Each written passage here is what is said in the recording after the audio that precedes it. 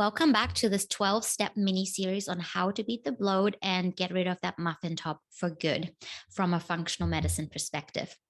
My name is Mirthe. I'm a functional medicine practitioner. And in this video series, we talk about not only how we can finally feel good in our skin and get rid of that layer around the belly, but also why these steps matter for long-term health optimization, prevention, and how you can thrive better.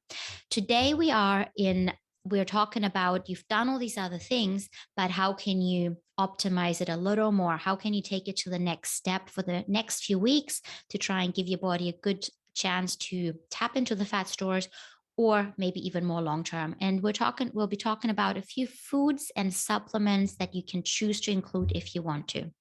Number one is adding in some cruciferous vegetables. They're things like broccoli, cauliflower, cabbage. Now, they have been shown to be really important to lower or help your body break down estrogen into the protective form. And having too much estrogen can have other detrimental health problems linked to it, like PMS and cancers. But it also, if it's too high, it might make us keep on weight. Now, the sulfur in those foods also help us with our skin and our joints, for example, and other detox mechanisms. So it's an overall healthy food to include. We want to make sure if we include it to cook it lightly and combine it with some iodine and selenium rich foods to support our thyroid. So if you can, have a little bit of seaweed here and there, some Brazil nuts to support our thyroid, our metabolism. Now, if you're not a fan for that, then you might want to go for a good quality multivitamin that has these things in it in a good amount. Another thing that I would recommend is omega-3. Now, a lot of you have heard that omega-3s are really good and important for us, but in particular also for this mini-series topic, they're really important to get rid of inflammation, to calm down inflammation if our immune system has been triggered by the wrong kind of gut bacteria, which we talked about in a previous video, or food intolerances. Omega-3s can help the immune system calm down. It's called resolution, where it stops that excessive amount of inflammation.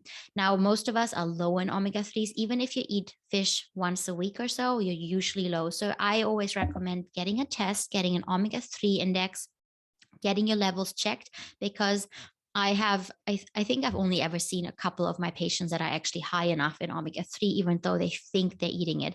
So if you're not a big fish eater, then get a high dose quality supplement. Maybe initially take 4,000 IUs a day, and then go down to more of a maintenance dose. But test your levels so you know where you are. Make sure you don't eat tuna, because then you're getting the good omega-3s, but you're also getting a bunch of mercury, and heavy metals have a whole other range of side effects that we are not going into in this series. Another supplement, which I mentioned in a previous video, is Berberine. Berberine is a really good multitasker. It helps to balance out the blood sugar response, which we talked about in video 1 is really important, but it also has been shown to help balance out our gut bacteria, our microbiome. So that is a really good tool to help us on that journey. Now, vitamin D and iron are two other nutrients that are really important for our weight loss, for that little layer of belly fat. But we want to make sure that they're not too high either. So because they're, like most things in the body, they're good in a bell-sized curve. We want them in the optimal amount. Too little is not good, but too much is, for the iron, definitely not too good. For vitamin D, likely also not good if it's way too high. So ideally, you want to test if you click the link below and download the free ebook, then I have put down the optimal ranges. If you get a blood test and you see your ranges, oftentimes the doctors will say you're just fine, but you're likely not optimal. So just check the ranges are right. And if you're too low, you might want to supplement to make sure that you're getting it to the optimal ranges.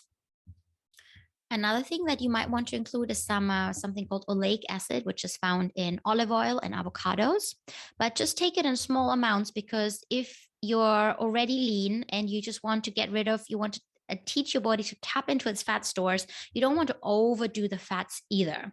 So keep small amounts of it, but they have been shown to actually suppress appetite, to reduce cravings, and to be anti-inflammatory. So it's a good thing to keep in your diet. Just don't like put tons on it, because that could also be too much. Another thing is, like I said in a previous video, is fiber-rich foods. We do want to feed our gut bacteria, the right kind of bacteria. They need food, and they only get that through fiber. So lots of colorful vegetables. Eat the rainbow, some cooked, some raw. Get a different variety of plant nutrients to feed your gut bacteria. That is also really important for weight loss, like we talked about in the previous videos. Go back if you can't remember or you haven't seen it. And then one last one is vitamin C. Vitamin C, rich foods like broccoli, bell pepper, sauerkraut, but also lemon. They have been shown to support our body fight off any infections. They have also been shown to help our body tap into its fat stores. It has been shown to support collagen production from a different perspective, but it helps our skin and our nails and our joints and our hair. So vitamin C rich foods, another really important one, just for overall looking good, feeling good, but also fighting those infections that can lead to that belly fat and inflammation. As always, if you found this helpful, or if you have questions, comment below. Let me know if you want to know anything else. Share it with any of your friends if you think that they could benefit. And then I'll see you in the next video.